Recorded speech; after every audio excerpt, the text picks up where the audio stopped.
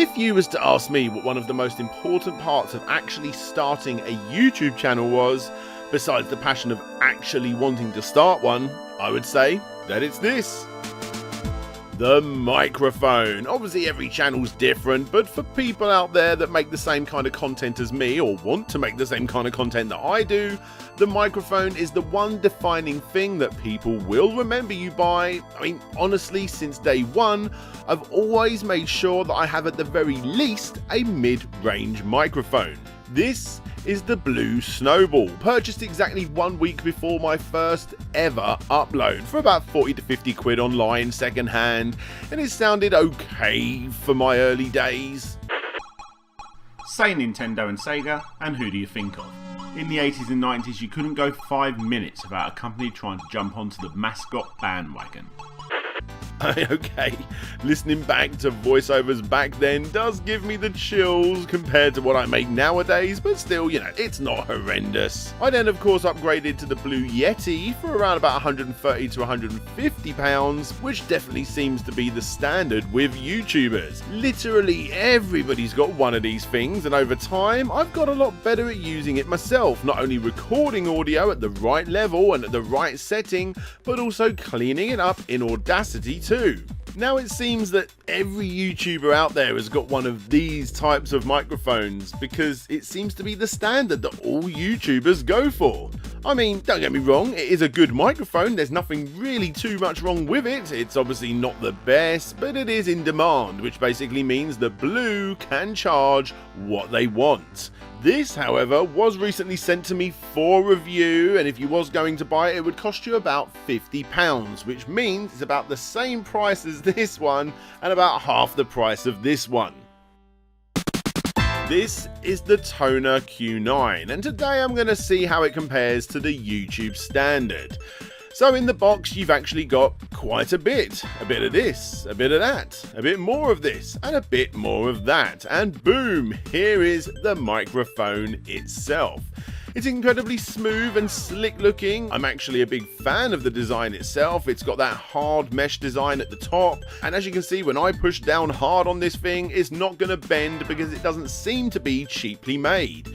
You got a clicky gain button at the front, and honestly there's not really anything else on this microphone at all besides the USB input at the bottom. As you can see, the package comes with a big arm and a few extra attachments that actually I've already purchased separately for my Yeti, and those alone cost around about 15 to 20 quid in total, making this an actual bargain if it actually works. Okay, so this is a little bit of an odd experiment, but basically what you're hearing right now is obviously the audio through the camera itself, which obviously isn't going to be very good. And then of course right here I've got my crazy contraption with all 4 of my microphones. You've got the webcam that I use for my live streaming, which has microphone inputs. You've got the Blue Snowball, which is what I did all of my earlier videos with. You've got the Blue Yeti, which is what I upgraded to, and then of course you've got the TONOR 2. We're going to record the same line right now in front of all of these, so hopefully it's a pretty fair test. Let's see what the results are like.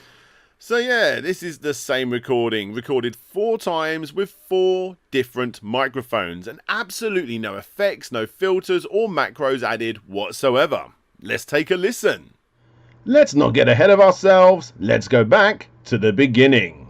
Let's not get ahead of ourselves, let's go back to the beginning. Let's not get ahead of ourselves, let's go back to the beginning. Let's not get ahead of ourselves, let's go back to the beginning.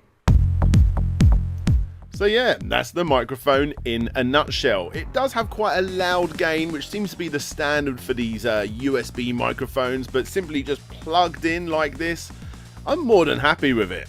Personally, I still prefer to use my Yeti, as I do think the quality is slightly better, and the fact that this has a headphone out, which is great for recording those big videos, I really can't hate on the TONOR Q9 whatsoever. Take away all the extra stuff that comes in the box and what you have is probably a £30 microphone.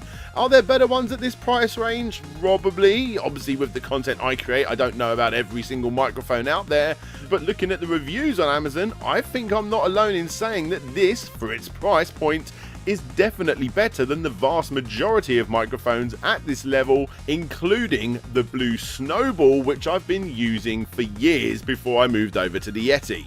If you like what you see with this one, and obviously you like what you hear, there'll be a non-affiliate link down below for you guys to go and check it out. Thanks TONOR for sending this over, and thanks for watching the video. I hope this helps all of you upcoming YouTubers out there.